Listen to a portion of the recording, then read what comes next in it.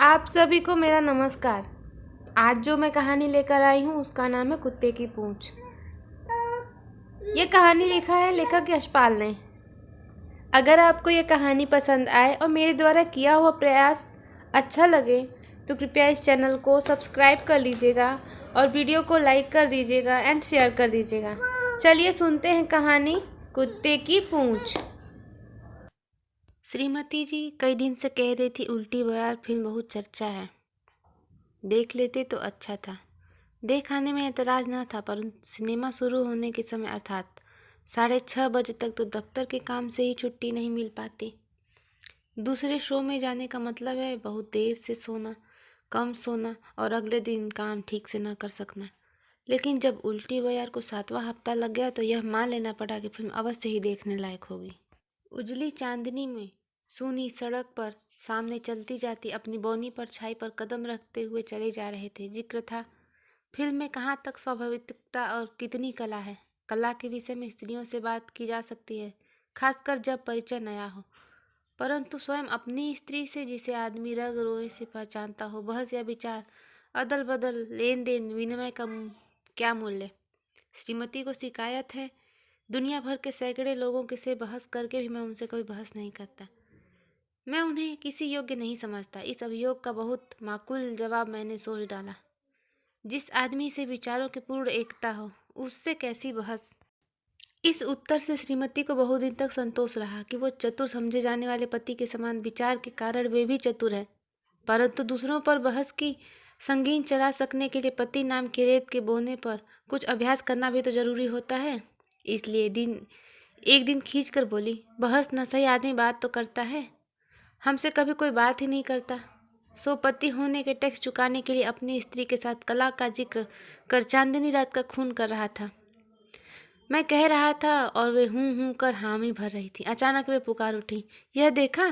स्त्री के सामने कला की बात करने की अपनी समझदारी पर दांत पीस कर रह गया। सोचा वह क्या बात हुई। राजा कहानी कहे रानी जूठ टटोले। देखा, हलवाई की दुकान थी, सौदा उठ चुका था, बिजली का एक बल्ब अभी जल रहा था। लाला दुकान के सख्त चिलम पर अपनी उलटकर दीवार से लगे औंधा रहे थे। नीचे सड़क पर कढ़ाई ईंट के सहारे टिका कर रखी गई थी। उसे मांजने के प्रयत्न में एक छोटी उम्र का लड़का उसी में सो गया था।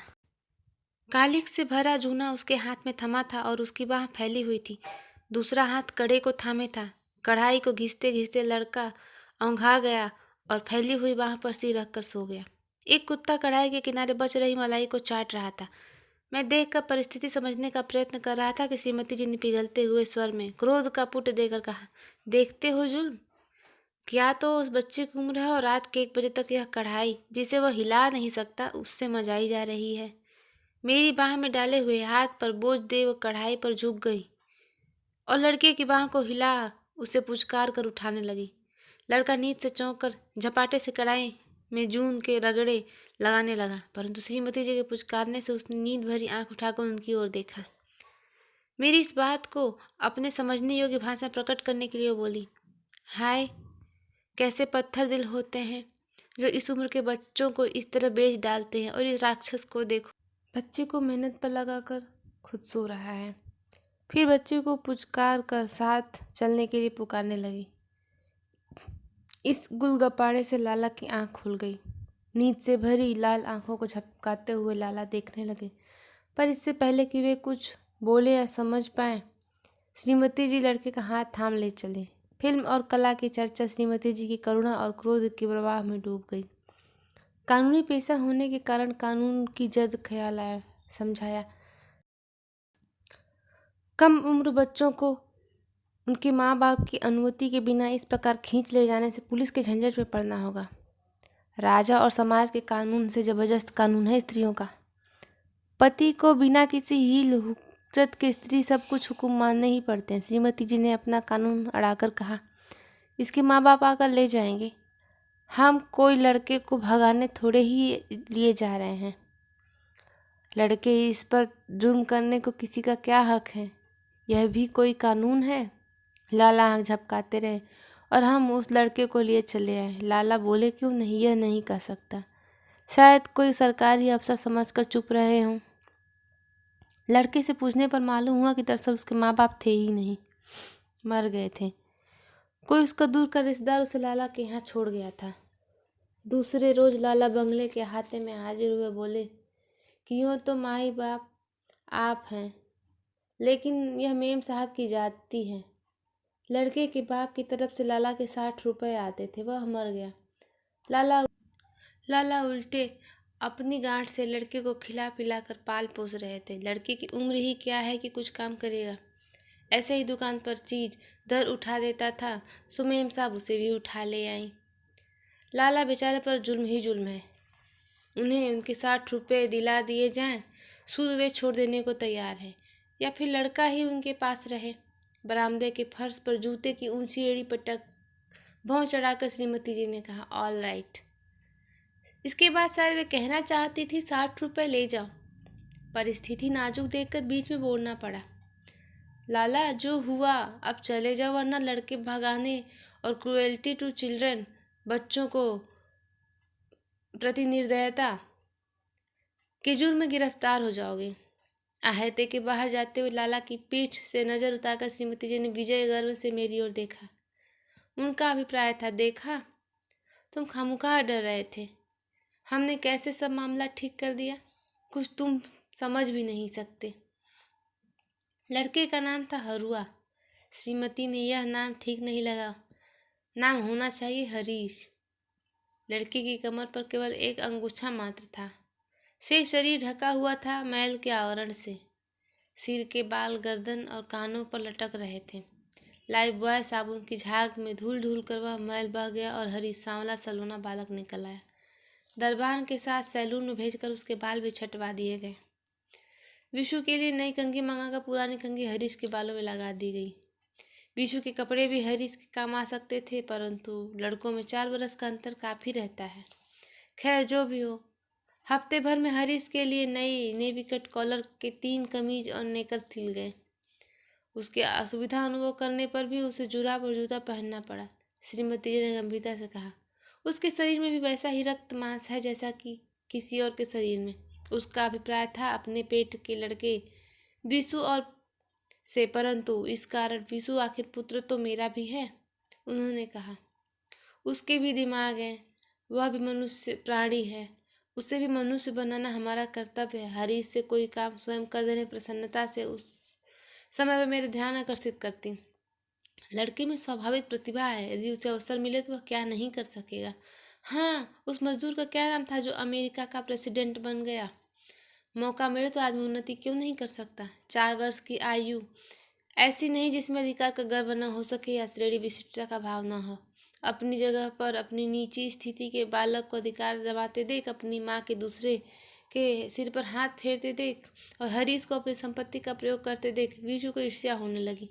रोनी सूरत बनाकर वह वोट लटका लेता या हाथ में थमी किसी चीज से हरीश को मारने का प्रयत्न करने लगता। श्रीमती जी को यह बातें में गरीबी और मनुष्यता का अपमान दिखाई देता। गंभीरता से वे विशु को ऐसा अन्याय करने से रोकती और हरीश का साहस बढ़ाकर उसे अपने आप किसी का से कम न समझने के उपदेश देती थी। हरीश बात बात में सहमता, सग पकाता, पास बैठने की बजाय दूर चला जाता और विशु के खिलौनों की लोभ झलक दिखाई देती रहती। श्रीमती जी उसे संतुष्ट कर, उसका भय मिटाकर उसे विशु के साथ समानता के दर्जे पर लाने का प्रयत्न करती। कई दफ़े उन्होंने शिकायत की कि मेरे स्वर में हरीश के लिए वह अपनापन क्यों नहीं आ पाता जो आना चाहिए, जैसा कि विशु के लिए है। इस मामले में कानून का हवाला या वकालत की जिरह मेरी मदद नहीं कर सकती थी, इसलिए चुप रहने के सिवाय चारा न था। हरीश के प्रति सहानुभूति, उसे मनुष्य बनाने की इच्छा रखते हुए मैं श्रीमती जी की इस बात का विश्वास न दिला सका। हरीश के प्रति उनकी वत्सलता और प्रेम में मेरी पहुंच से एक बलिष्ठ ऊंचा ही रहता। श्रीमती जी को शिकायत थी कि हरीश आकर अधिकार से उनके पास क्यों नहीं जरूरत की चीज़ लेने के लिए जिद करता। उन्हें ख्याल था कि इन सब के कारण मेरा भय ही था। एक दिन बुद्धिमानी और गहरी सूझ की बात करने के उन्होंने सुनाकर कहा, पुरुष सिद्धांत और तर्क लंबी लंबी बातें कर सकते हैं, परंतु हृदय को खोलकर फैला देना उनके लिए कठिन है। सोचा, श्रीमती जी को समानता की भावना के लिए उत्साहित कर उन्हें अपना बड़प्पन अनुभव कराने के लिए अवसर पेश नहीं कर पाता हूँ, यही मेरा कसूर है। एक रियासत के मुकदमे में सोहराबाजी का जूनियर बनकर केदारपुर जाना पड़ा। उम्र बढ़ जाने के प्रणय का अंकुश तो उतना ही तीव्र नहीं रहता, घर जवानी से भी अधिक सताती है। कारण है शरीर का अभ्यास, समय और स्थान की आवश्यकता की, परंतु वस्तु का सहज मिल जाना विदेश में नहीं हो सकता, न सौतेले का संतोष ही मिल सकता है। केदारपुर में लग गए 4 मास। औसत आमदनी से 2.5 गुना आदमी की लोभ ने सब कुछ असुविधाओं को परास्त कर दिया। घर से संबंध था केवल श्रीमती जी के पत्र के द्वारा। कभी सप्ताह में 1 पत्र, कभी सप्ताह में 3 पत्र आते। विशु को जुकाम होने पर 1 सप्ताह में 4 पत्र भी आए।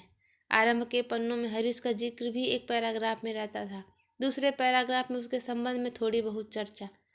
सोचा मेरी गैर हाजिरी में मेरी अनुदारता से मुक्ति पाकर लड़का तीव्र गति से मनुष्य बन जाएगा। कुछ पत्रों के बाद हरीश की खबरों की सरगर्मी कम हो गई। फिर शिकायत हो कि वह पढ़ने लिखने की ओर मन न लगाकर गली में मैले कुचैले लड़कों के साथ खेलता रहता है। बाद में खबर आई कि वह कहना नहीं मानता, स्वभाव का बहुत जिद्दी है, बहुत डल सुस्त दिमाग है, हर समय कुछ खाता रहना चाहता है। इसी से उसका हाजमा ठीक नहीं रहता। लौट कर आने पर बैठा ही था कि श्रीमती जी ने शिकायत की, सचमुच तुम बड़े अजीब आदमी हो। हम यहाँ फिक्र में मरते रहे और तुमने एक खत तक नहीं लिखा जा सका। ऐसी भी क्या बेपरवाही।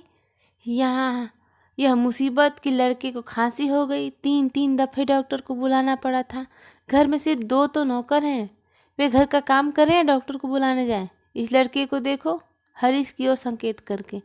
जरा डॉक्टर को बुलाने भेजा तो सुबह से दोपहर तक गलियों में खेलता फिरा और डॉक्टर का घर इसे नहीं मिला। डॉक्टर जमील को शहर में कौन नहीं जानता। हरीश विशु को गोद में लिए श्रीमती जी की ओर सहमा हुआ मेरे समीप आना चाहता था। इस उम्र में आदमी इतना चालाक हो सकता है। हरीश को विशु से इतना अधिक स्नेह हो गया था या उससे उठाने आया था कि संभाले रहने पर उसे खाली खेलते रहने के कारण डांट न पड़ेगी। उसकी ओर देख श्रीमती जी ने कहा, अरे उसे खेलने क्यों नहीं देता। तुझे कई दफे तो कहा गुसल खाने में गीले कपड़े पड़े हैं, उन्हें ऊपर सूखने डाला। हरीश महफिल से यूं निकल जाने के कारण अपनी कातर आंखों से पीछे की ओर देखता चला गया। कुछ ही देर में वह फिर आ जाकर हाजिर हो गया। उसकी ओर देख श्रीमती ने कहा, हरीश जाओ देखो, पानी का खस की टट्टियों को भिगो दो। सुनो, यूं ही पानी फेंक मत देना, स्टूल पर खड़े होकर अच्छी तरह भिगो देना। मेरी ओर देखकर बोली, जिस काम के लिए कहूँ कतरा जाता है। इसे पढ़ने के लिए जो स्कूल में एक लड़के को 4 रुपए देने के लिए तय किया था, क्या वह नहीं आता? मैंने पूछा। विशु के गले का बटन लगाते हुए श्रीमती जी बोली, खामुखा पढ़े भी कोई, यह पढ़ता ही नहीं। पढ़ चुका यह, बस खाने की हाय हाय लगी रहती है। कोई चीज़ संभाल कर रखना मुश्किल हो गया है। हरीश कमरे में दाखिल न हुआ, लेकिन दरवाजे से झांक कर जरूर काट गया। वह संदेह भरी नजरों से कुछ ढूंढ रहा था। फल की टोकरी से कुछ लीचियां निकालकर श्रीमती ने विशु के हाथ में दी। उसी समय हरीश की ललचाई हुई आंखें विशु की हाथ की ओर ताकती हुई दिखाई दी। श्रीमती जी खींच गई। हरदम बच्चे के खाने की ओर आंखें उठाए रहता है, कैसा भूखड़ है। इन लोगों को कितना ही खिलाओ समझाओ, इनकी भूख बढ़ती ही जाती है। ले इधर आ। 2 लीचियां उसके हाथ में देकर बोली, जा बाहर खेल, क्या मुसीबत है। उसी शाम को एक और मुसीबत आई। जो कपड़े हरीश ने सुबह सूखने के लिए डाले थे वह हवा में उड़ गए। श्रीमती जी ने भन्ना कर कहा, तुम ही बताओ मैं इसका क्या करूं। यही बात हुई ना कि कुत्ते का गू न लिपने का न थामने का। अच्छी भला गले पड़ गई। समझाने से समझता भी तो नहीं। इसकी सोहबत में विशु सीखेगा ही क्या। कोई भला आदमी आए, सिर पर आकर सवार होता है, स्कूल भिजवाए तो वहाँ पढ़ता नहीं, लड़कों से लड़ता है, अपने आगे किसी को कुछ समझता थोड़े ही है। तुमने उसे लाट साहब बना दिया है। कम जात कहीं अपन आदत थोड़े ही जाता है। क्या उत्तर देता, बात टाल गया। फिर दूसरे समय श्रीमती जी ने विशु को उठाकर गोद में दे दिया। वह देखना चाहती थी कि विशु मेरी गोद में बैठने से कैसा जान पड़ता है। उस समय हरीश भी दौड़कर आया और बिल्कुल सटकर खड़ा हो गया। पोज का यूं बिगड़ जाना श्रीमती जी को न भाया। सुनाकर बोली, बंदर को मुंह लगाने से वह नोचेगा ही तो। इन लोगों के साथ जितनी भलाई करो उतना ही सीधे पर आते हैं। यह कोई आदमी थोड़े ही हैं। कह नहीं सकता हरीश कितना समझा और कितना नहीं, पर इतना वह जरूर समझा कि बात उसी के बारे में थी और उसके प्रति आदर की नहीं थी। इतना तो पालतू कुत्ता भी समझ जाता है, गले का स्वर ही प्रकट कर देता है। हरीश कतरा कर चला गया और मुंडेर पर थोड़ी रखकर गली में झांकने लगा। कोई ऐसा ढंग सोचने लगा कि अपनी बात भी कह सकूं और श्रीमती जी को विरोध न जान पड़े। कहा, जानवर को आदमी बनाना बहुत कठिन है।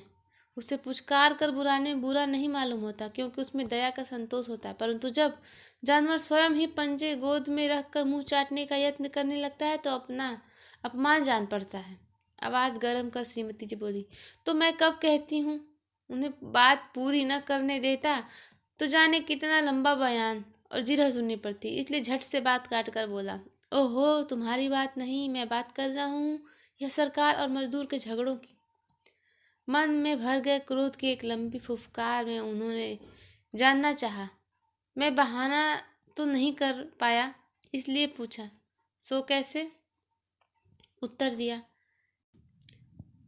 यही सरकार मजदूरों की भलाई के लिए कानून पास करती है और जब मजदूरों का हौसला बढ़ जाता है, वे खुद ही अधिकार मांगने लगते हैं, तब सरकार को उनका आंदोलन दबाने की जरूरत महसूस होने लगती है। श्रीमती जी को विश्वास हो गया कि किसी प्रकार का विरोध मैं उनके व्यवहार के प्रति नहीं कर रहा। बोली, तभी तो कहते हैं कुत्ते की पूंछ 12 बरस नली में रखी पर सीधी नहीं हुई। हाँ, उस रोज वो लाला 60 रुपए की धमकी दे रहा था, बनिया ही ठहरा, कहीं सूद भी गिनने लगे तो जाने रकम कहाँ तक पहुँचे। इस झगड़े में पड़ने से क्या लाभ? श्रीमती जी का मतलब तो समझ गया, परंतु समझ कर आगे उत्तर देना ही कठिन था, इसलिए उनकी तरफ विस्मय से देखकर पूछा, क्या मतलब तुम्हारा? कुछ नहीं, श्रीमती जी झुंझला उठी। उन्हें झल्लाहट थी मेरी कम समझी पर और कुछ झेप थी जानवर को मनुष्य बना देने के असफल अभिमान पर। मैं जानना चाहता हूँ। बात दब गई, टली नहीं। कल फिर यह प्रश्न उठेगा, परंतु क्या किया जाए? कुत्ते की पूंछ एक दफे काट लेने पर उसे फिर से उसकी जगह लगा देना कैसे संभव हो सकता है? और मनुष्यता का चस्का एक दफे लग जाने पर किसी को जानवर बनाए रखना भी तो संभव नहीं।